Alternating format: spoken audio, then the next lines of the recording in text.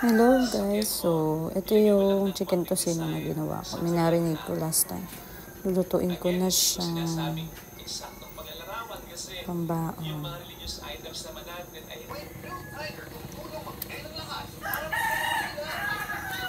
So ayan, nalagay ko na siya. Konti lang yung mantika na nilagay ko.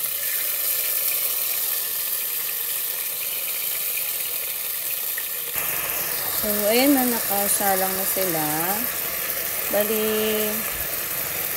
nilagay ko lang yung konting sauce para mas maglasa ko siya. Konti lang din yung nilagay ko ng mantika. Lutuin lang natin sila hanggang sa lumambot.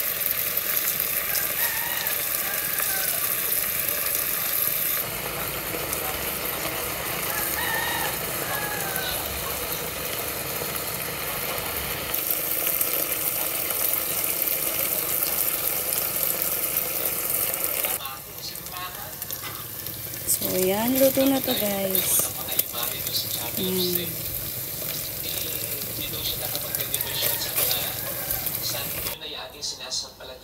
So, hello. Ito na yung chicken tocino na ginawa ko. Yan. Tapos yung pinagprituhan nito, lalagyan ko ng kanin. Sinangag. Thank you for watching.